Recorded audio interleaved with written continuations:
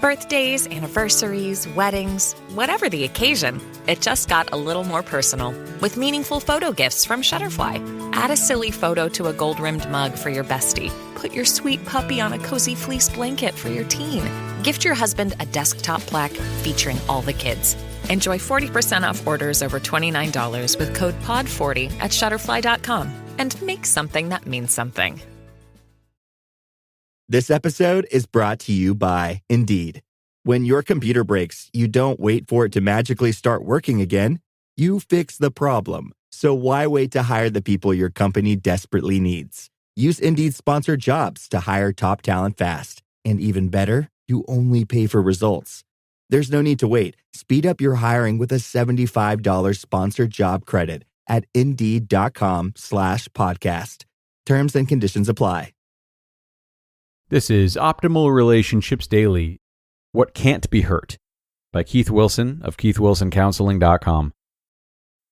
If you're hurt by someone you love, it's important to get real about the injury and account for all of the damages inflicted.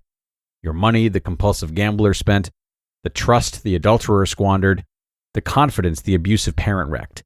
And it's equally important to note the damages that were not done, the parts of you that are untouched by your misfortune, and qualities of yours that may even be strengthened. I hope there's a lot that's been untouched. You may, to a greater degree or another, still have your health, your family, your friends, job, savings and credit, education, home, and many other what we call external goods. Go ahead and take inventory. But now I primarily want to call your attention to a property of yours that no one can take away, one which may have been made perfect by adversity. What is this thing that no one can take away and that may be strengthened by adversity? It goes by many names, all of them vague. The ancient Greeks call it prohairesis.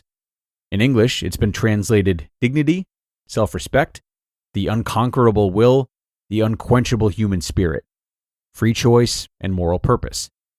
This is a quality possessed by everyone, and it's always within reach.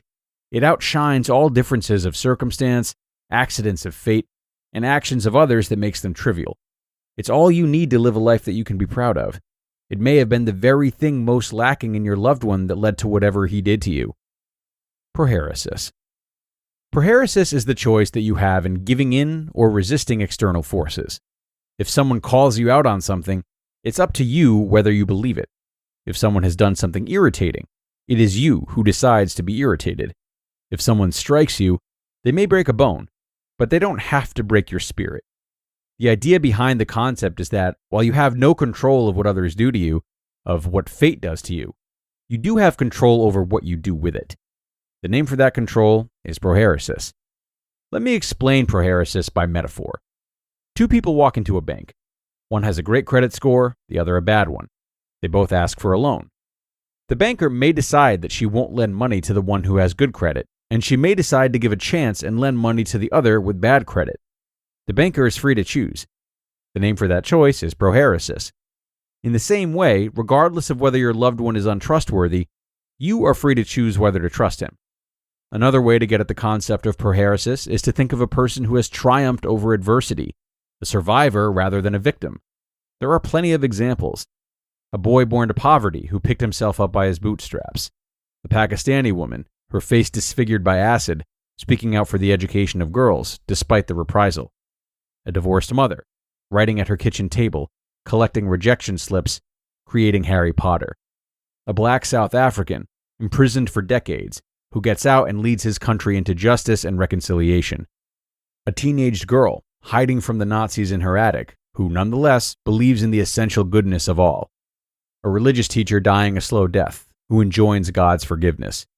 A tired seamstress who won't give up her seat on the bus. The list goes on, but it's not limited to extraordinary people.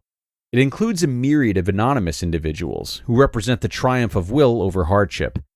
The roofer who works in the sun, the cook who works in the heat, the postal worker who delivers the mail in the wind and rain. The new dad, abandoned by his father, determined to be there for his children. The mother who gets up in the night even though she's tired. Strength made perfect in weakness. Prohairesis is found more in conditions of weakness and vulnerability than in strength. You see it at physical therapy, where stroke victims learn to walk all over again. You find it in rehab where addicts are determined to change. I witnessed prohairesis in my office when a depressed or agoraphobic person leaves her home to attend a session. It's there when you are patient with fools, kind to strangers, and whenever you refuse to stoop to the level of someone mistreating you. Prohairesis is really so common it's ordinary, except that it ennobles people to do extraordinary things every day. Maybe prohairesis is a miraculous thing. Maybe it's the higher power the AA people speak of that empowers people to do what they couldn't do before. I could buy that, with the stipulation that if you get it by God's grace, it's given to everyone, good and bad, all the time, like the sunshine, and not doled out on special occasions only to the people who qualify. How to exercise prohairesis. You exercise prohairesis by taking responsibility, not of everything, but only of the things you are responsible for, yourself and what you do.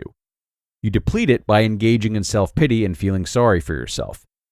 Taking inventory of the damage done, as we've been doing, could drain your tank of prohairesis if you stopped there, if you do not acknowledge that you have something to say about how you lived your life. The good thing is, no matter how much prohairesis you've let go, there's always more. You always have an opportunity to take charge.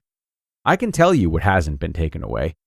The answer is your dignity, self-respect, unconquerable will, unquenchable human spirit, free choice, and moral purpose. You may have misplaced it or never knew it existed.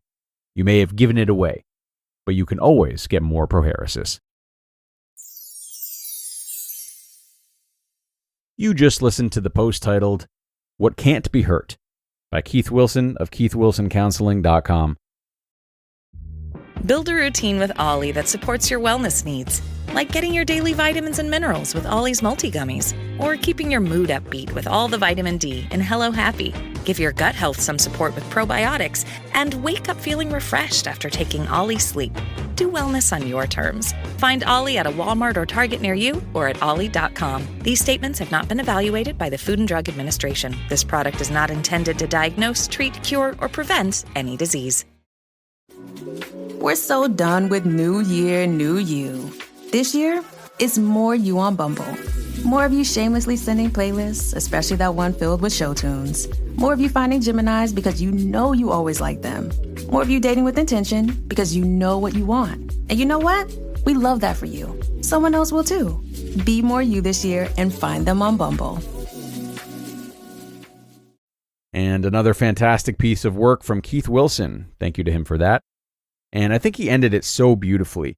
Because, all throughout this article, I was contemplating how mercilessly our ability to bounce back can indeed be beaten down by extraneous forces to the point that it almost doesn't feel like a choice or an option we have to summon prohairesis.